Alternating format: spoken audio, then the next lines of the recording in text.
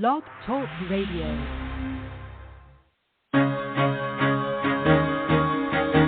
Carol the Coach. Sex, love, and relationships. We talk about it here. Carol the Coach. Compassion with contemporary relevance. I am a psychotherapist. I can be your personal life coach, and I can help you with your issues. There are no problems too small or too big. You can talk about anything. Speaker, columnist, radio TV host, and commentator. Carol the Coach brings messages of wellness and empowerment within reach of everyday people every day. Almost 5 years ago, I lost my soulmate in an accident. He was killed in a plane crash. Life just, for me, has seemed to stop. There are groups all over the city. I teach one.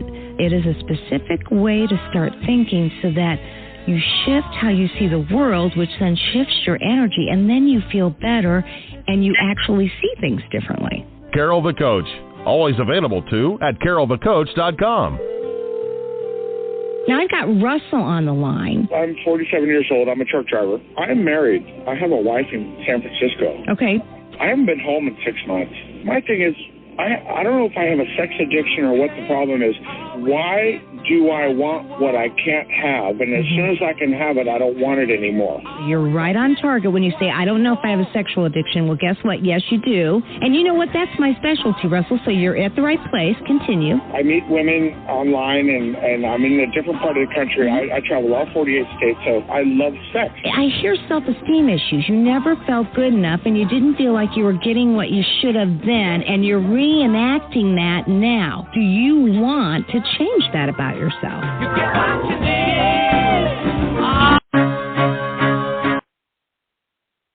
You know, I promised that I'd get that intro fixed. It's already to my graphic designer to get it done. So don't think I forgot from last week. This is Carol, the Coach, a.k.a. Carol Jurgensen-Sheets, and I'm so glad to be with you today. You know, it is really come to a point where we all have to make some decisions. If you're a partner, you need to decide, what do I need to get healthy? You know, what do I need in terms of boundaries? What do I need for myself? What do I need to not be defined by partner betrayal? And if you're an addict, oh my gosh, what do I need to maintain and support a better sense of who I want to be? How can I gain more integrity, self-respect, respect for her or him? You know, what do I do to increase my recovery tools so I can work on my recovery? And perhaps the next thing would be, if in relationship, what can I do so that I can work on building back our relationship? All really important questions. And here's what I want you to know. If you are a sex addict in relationship, you do have to work hard. Now, if you're not a reader, I get that. You listen to podcasts, right? Maybe you attend intensives. Maybe you get walked through the process by somebody like me. I am actually doing a book study, and I am so excited about this. It's a book study / group, and it is for couples to actually be walked through the process of partner betrayal. What does that look like? And then, obviously, how do I grieve? How do we grieve together? How can I help the partner, support the partner as all sorts of things are happening?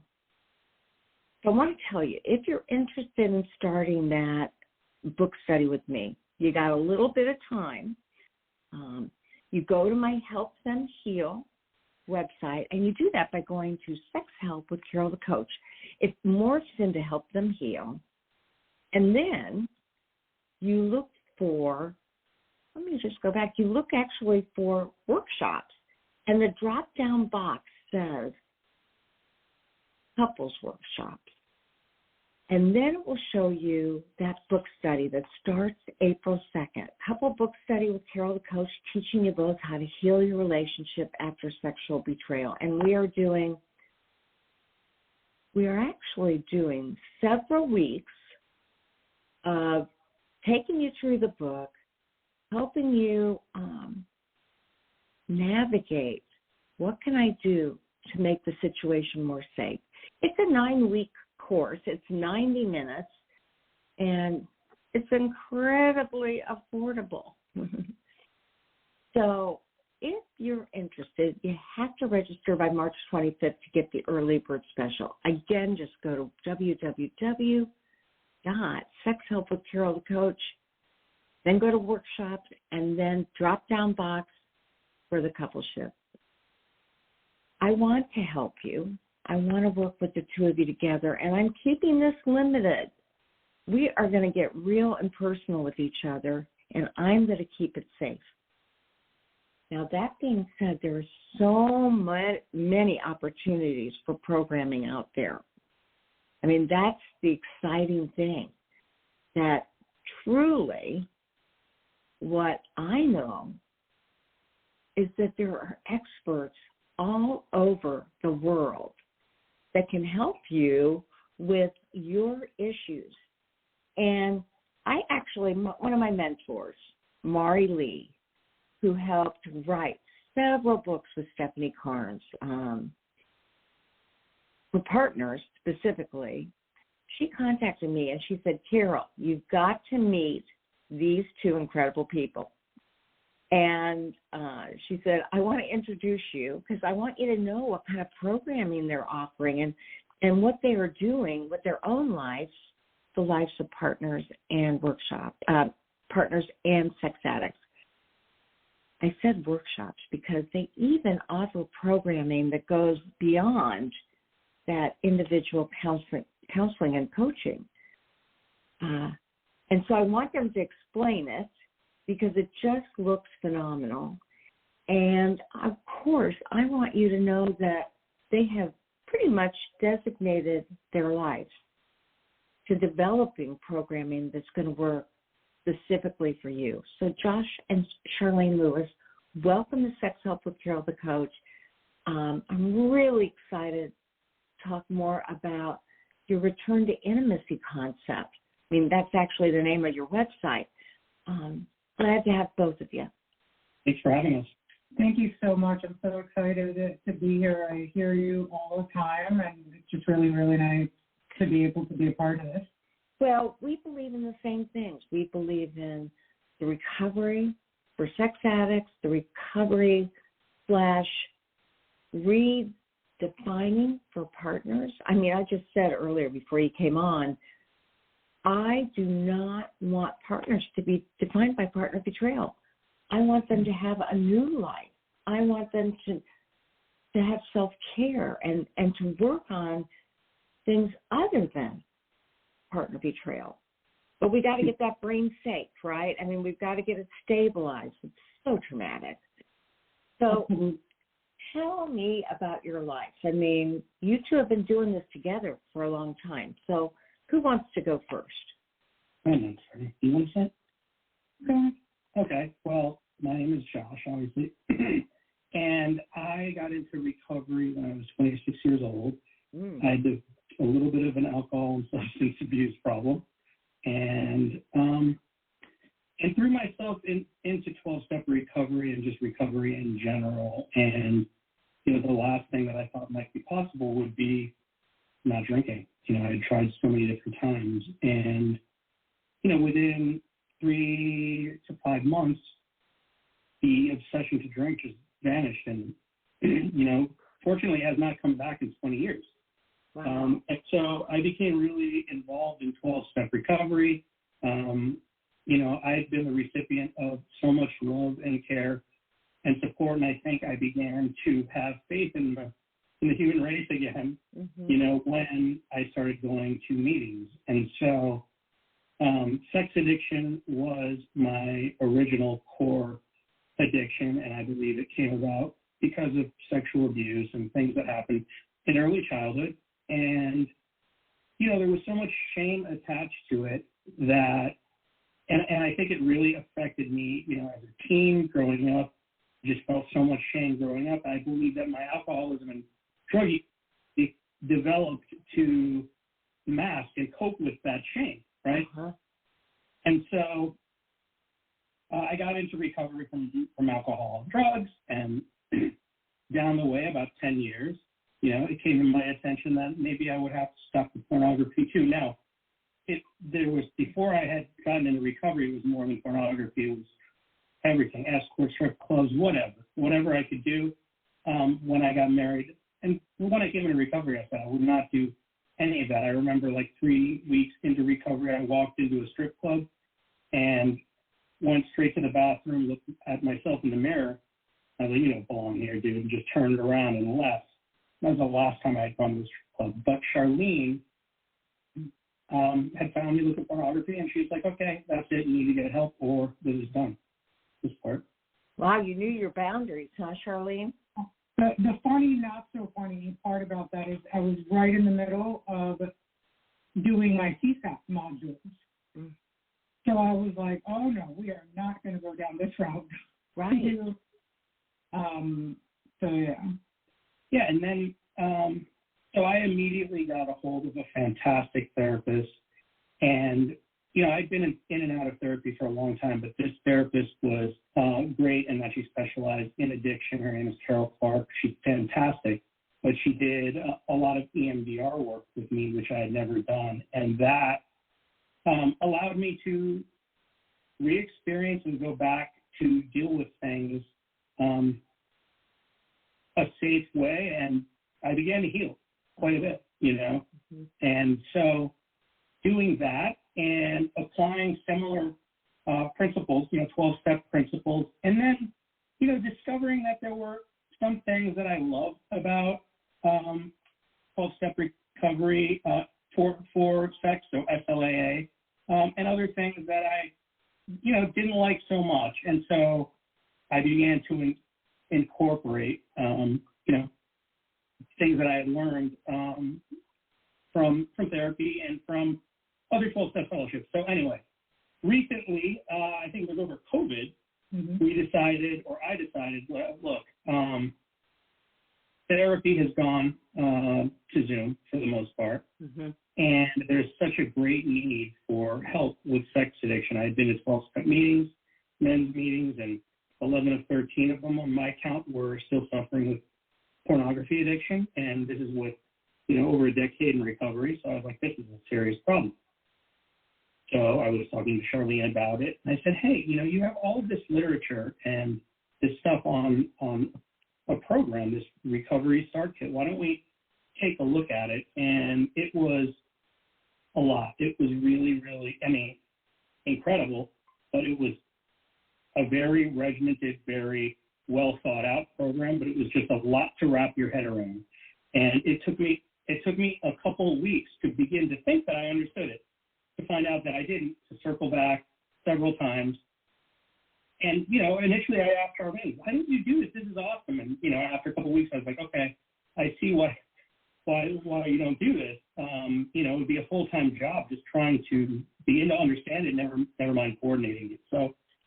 Well, and I want to say that for our listening audience, that recovery start kit, you can actually go to Amazon to buy it. Many of us, I know I have many copies to get people started. It's not specifically cheap, but what it does is it breaks down what you need to maintain good recovery, and it is so self-reflective that, you're talking to your addict. You're talking to your addict every day. The addict is writing back to you.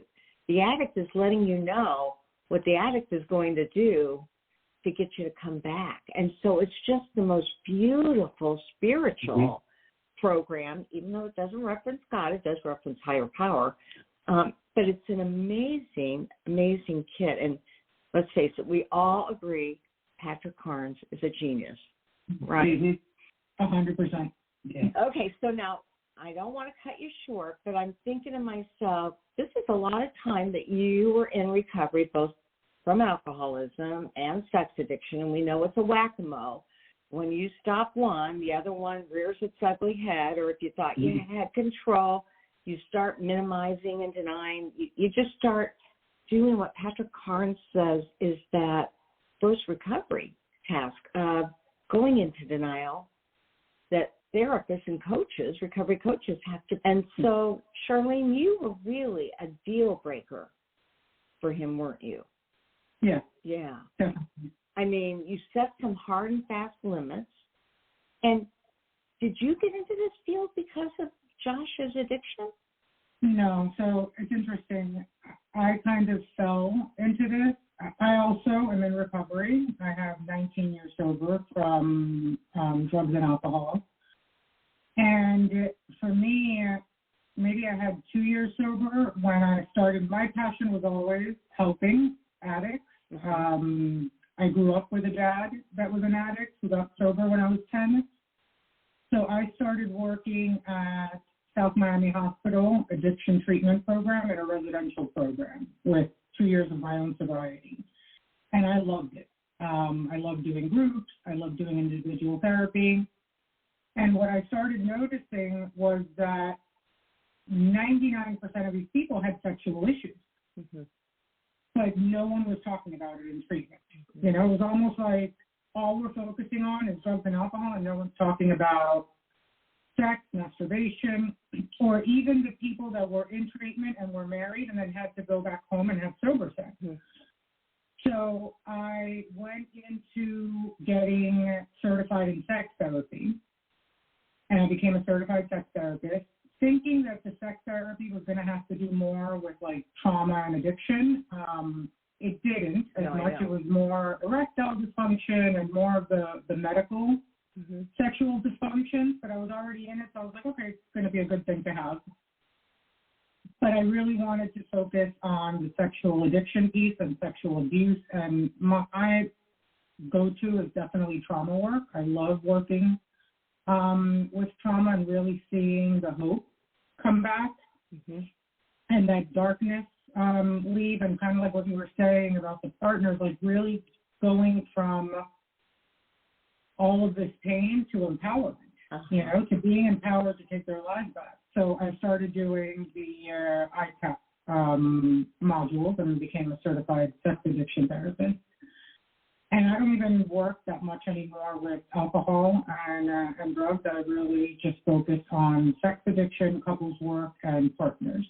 Well, and I know that, you know, we're smart enough to realize that there's a lot of good professionals that can work with substance abuse and alcohol. They may not have that sex addiction piece down, which really is integral to working on that other stuff. But I know you two are like me. There's not enough of us to go around. And so that's specializing in that trauma, in sex addiction, in partner betrayal. I feel like we are so honored to get to work with populations that have had so much treatment-induced trauma. They just didn't get it. You were so lucky to have Carol Clark doing that EMDR. Wow. Amazing. So now, I want to just ask you a couple things, because a lot of people don't believe in sex addiction, not even today, or as the World Health Organization calls it, you know, compulsive problematic sexual behavioral disorder. I'm so happy that the criteria for sex addiction and for their diagnosis is exactly the same. Exactly. Now, how do you explain sex addiction to your clients? I mean, what do you see as true sex addiction? Josh, you referenced when you got rid of many of the deal-breaking behaviors, porn was still a part of your life. It was almost like for a while titrated down or graduated down, but didn't realize the harmful effects of numbing with pornography. Well, I can say that the way that I explain it to people that I work with is, you know, simply that, hold on a second. The way that I usually explain it is, can you stop and can you stay stopped? They're two very different things. And when we talk about, you know, oh, I can stop, no problem. You know, I stopped last week. I was able to stop. Can you regularly, whenever you choose to stop,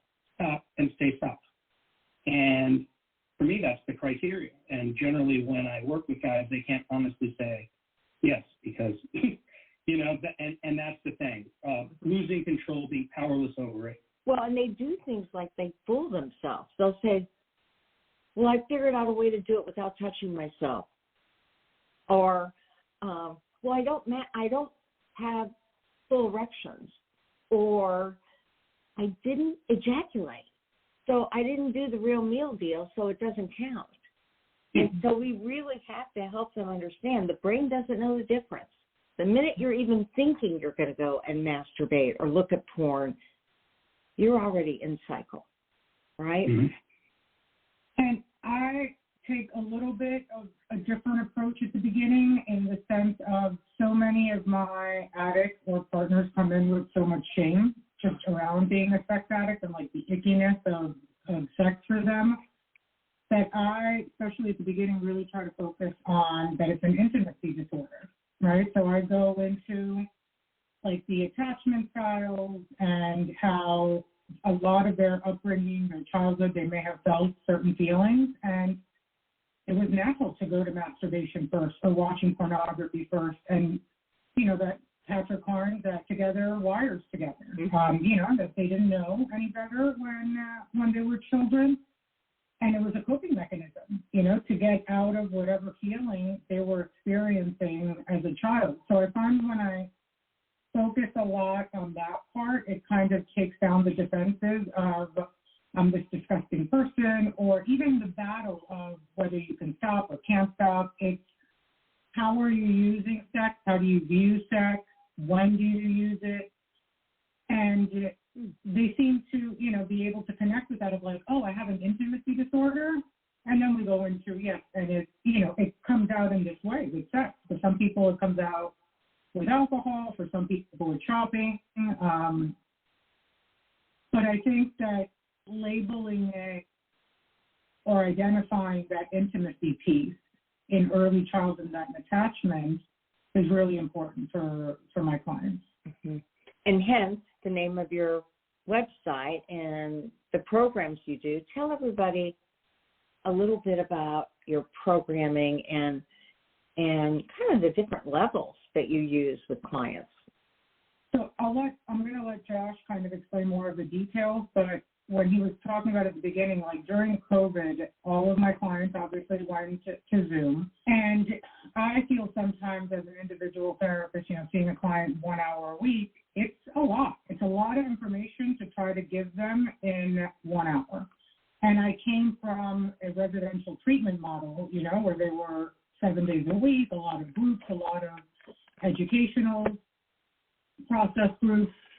And I've always known, we have this recovery kit, but as an individual therapist, I felt super overwhelmed by it. Like I would open it and be like, I don't even know where to start, and I'd close it back up. Mm-hmm. And I would refer a lot of my clients to these outpatient centers or residential treatments. And during COVID, Josh was like, we could do this, like you can do this.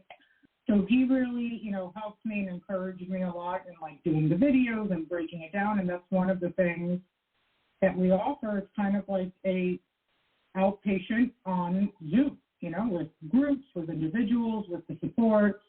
But really, he's the marketing piece and the organizational piece behind all of this, and doing a lot of the coaching work with, the more day-to-day coaching work that I wouldn't be able to do. So you want to tell them a little bit? Yeah, I realized that the need was just so incredibly great. Right.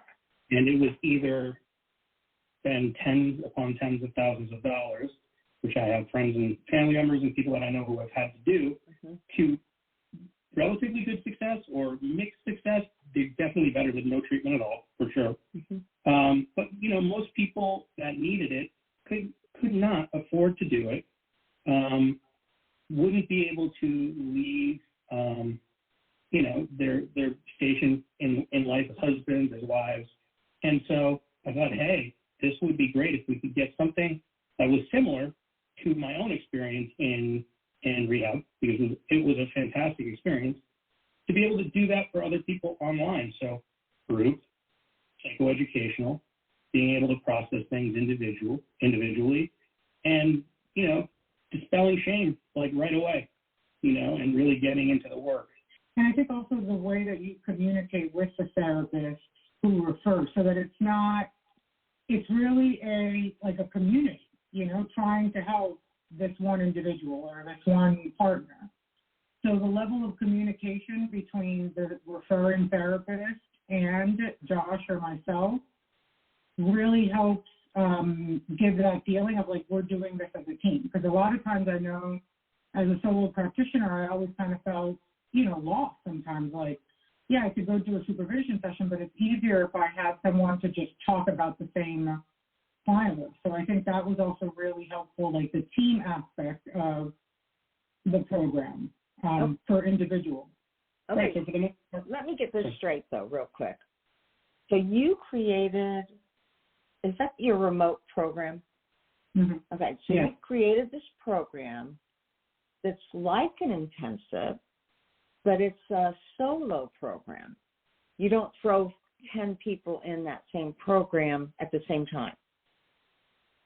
No, we do. It's 8 people per group, but each person has their own individual therapist, and they come to the group together to get the educational, to do the group therapy, to go through the recovery start kit. So they're doing the core dialogue, they're doing their exercises, and after the groups, Josh will communicate with, each of the therapists and say, hey, so-and-so processed this, and, they kind of have an open communication, open dialogue about what each person is working on in group. Got it.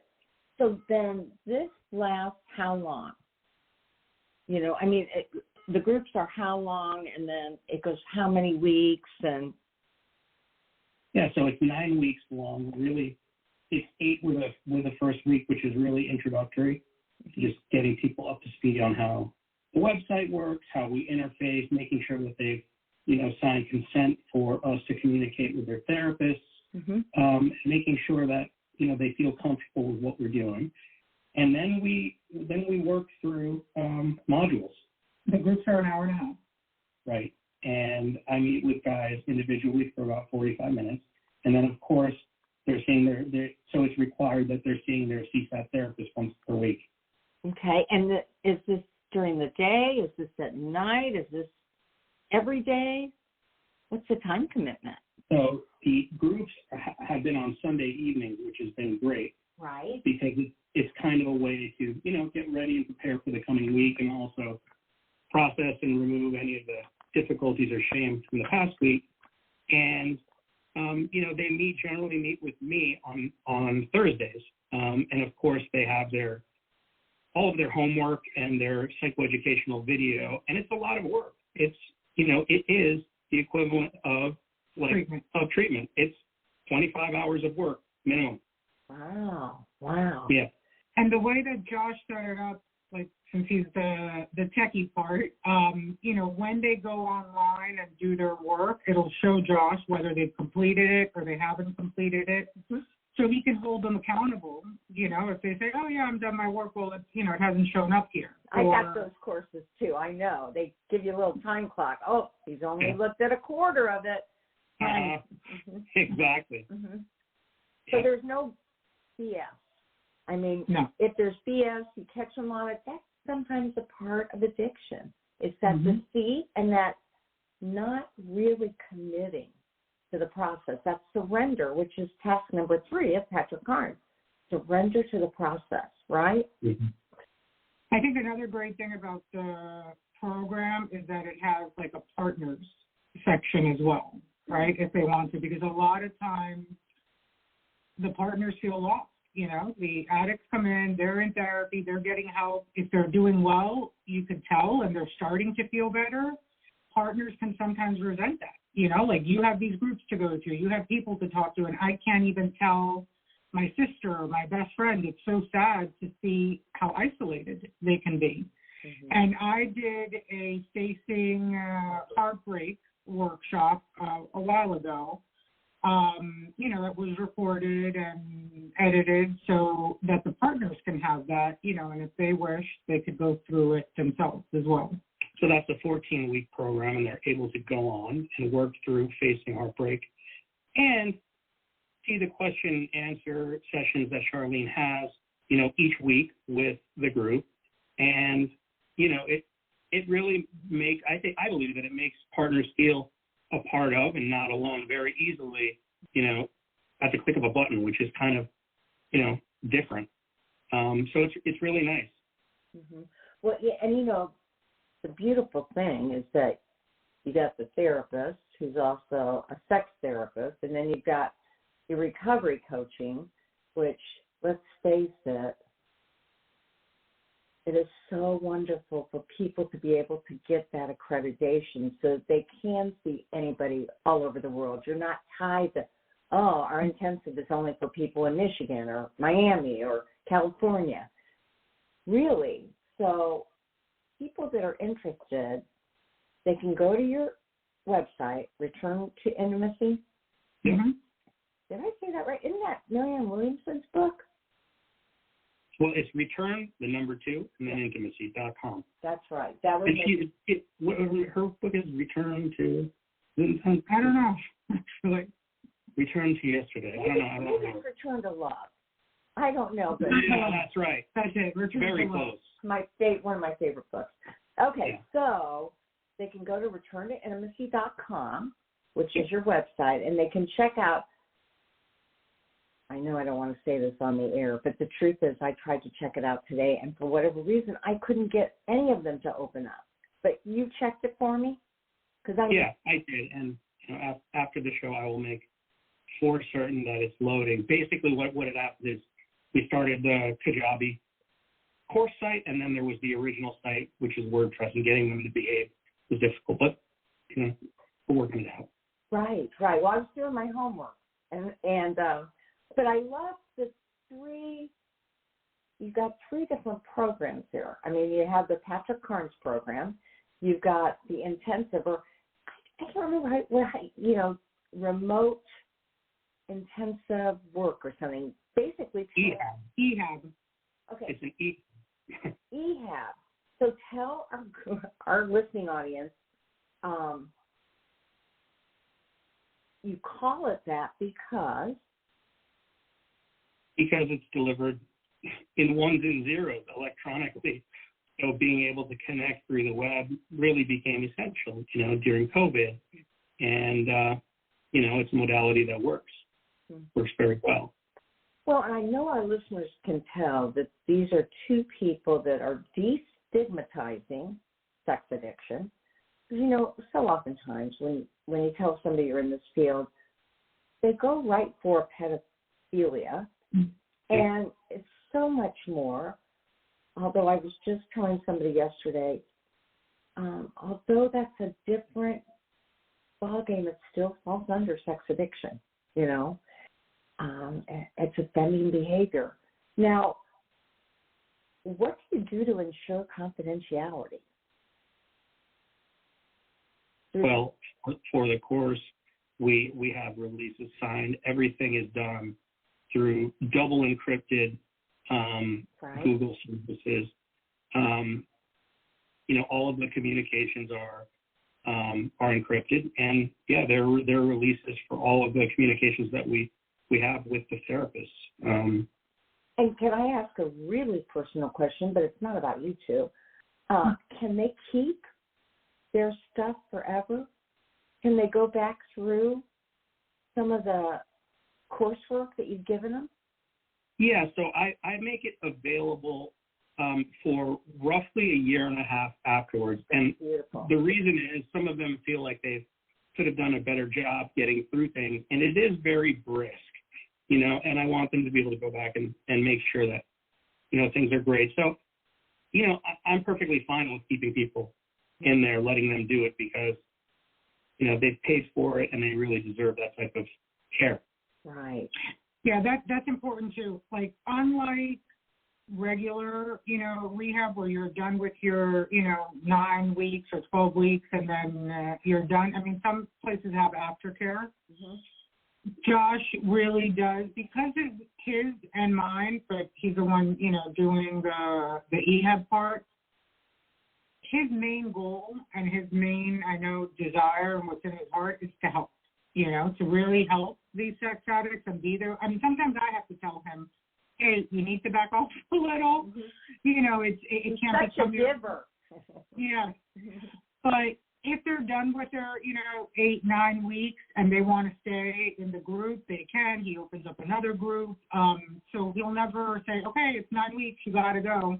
Because it's like you said, number one, they did pay, for the service. They got what they got out of it. But, we've heard the opposite of addiction is connection, and that is, I forgot who it was that said that on that TED Talk, but it was incredible because that's really what he wants to offer more than anything, and that's what I think most of these guys get. I run a regular men's group as well, just a support group, that I've had guys in there for like 6 years. They're not even really talking about sex anymore. They're talking about their life and their issues.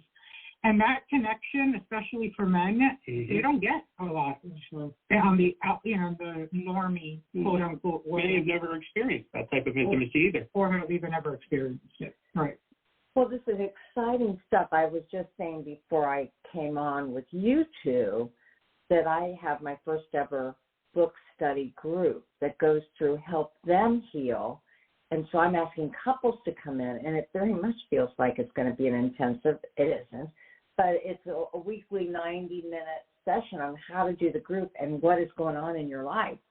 And, you two are so motivated to be helpers and to be there. And you've got such diverse and incredible experience.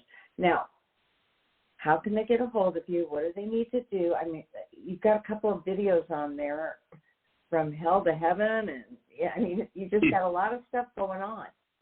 Tell them what they can expect. So ehab.returntointimacy.com, and they will see an overview of the program, a little bit about our story. For the most part, it's kind of laid out there. They can also call us. So there is a phone number on the website. They're welcome to call if they ever have any questions. Okay, very good. And how long have you been married? Address. I'm sorry. Say that again? How long have you been married? 14 years. Wow. Now, I am envious of a couple that can work together as closely as you do. I mean, it seems like it doesn't just double the empowerment, it quadruples it. It does. And he is definitely, I am, and Mari Lee, can attest to this because I've been supervised by her in the past. I am more of a behind the scenes, I just want to do my therapy. I don't want to be, the face of any of this.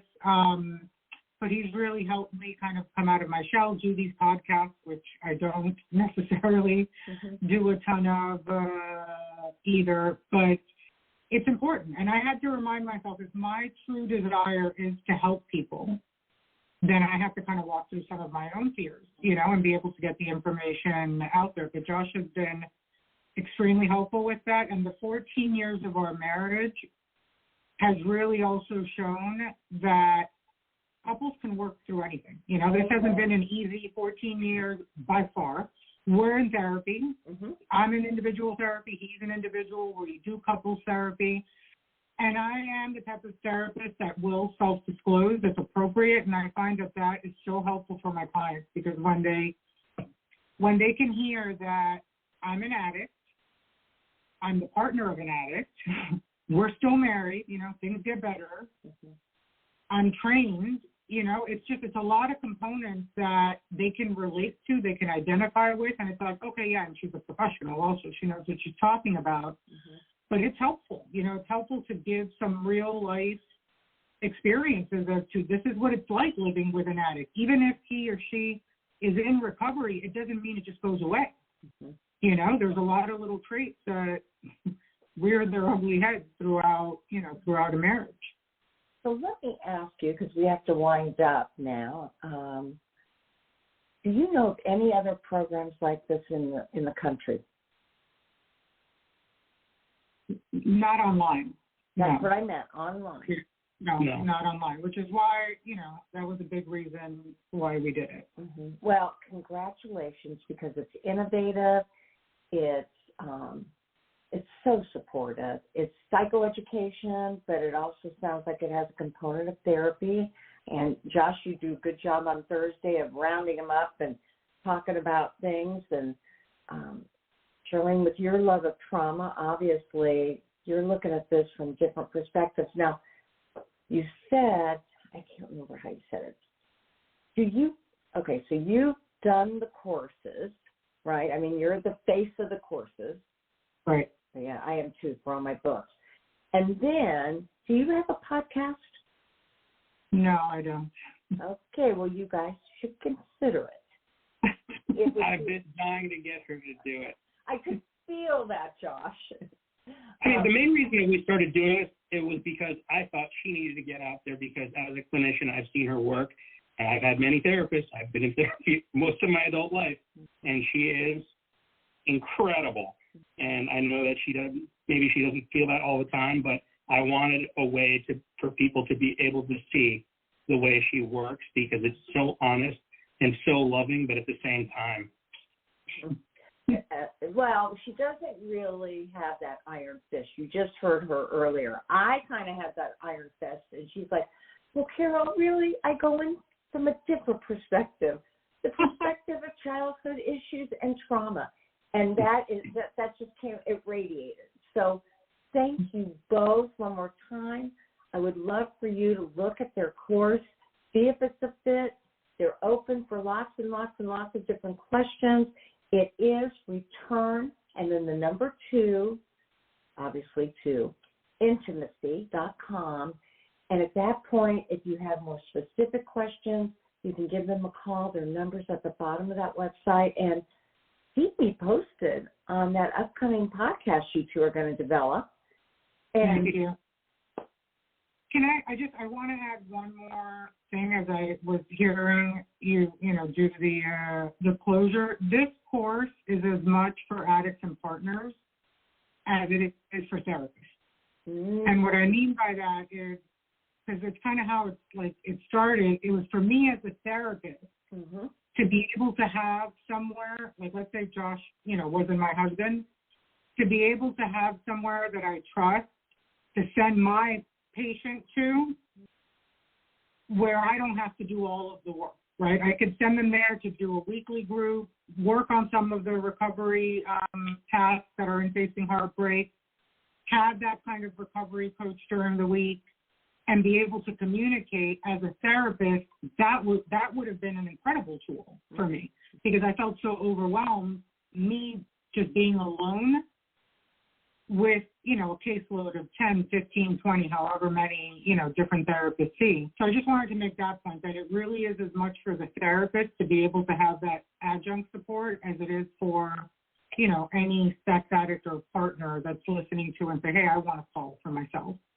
Well, thanks for that add-on. And so we have a lot of therapists and coaches that listen to the show.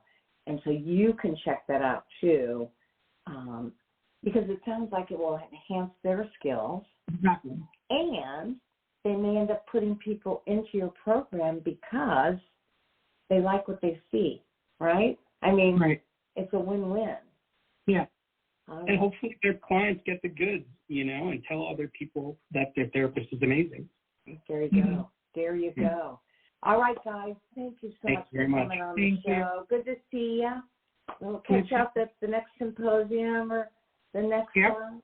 When, like I said, when your podcast is up and running, call me and I'll have you on the show to talk about it. Awesome. All right. Thank you. You're welcome. See ya. Bye.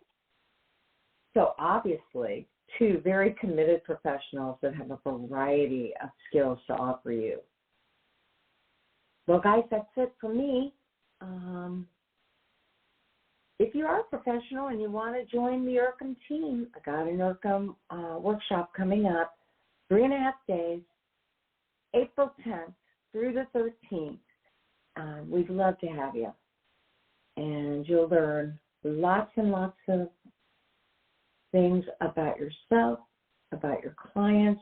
You'll work them through as a couple, safety and stabilization, that grief process, that anger phase, and right over there to post-traumatic growth. So go to my website, Sex Help with Carol the Coach, and check that out too. Only this time in the drop-down box, it'd be for professionals. Hey, as I always say, there'll only be one of you at all times. Fearlessly have the courage to be yourself. We'll catch you next week for more Sex Help with Carol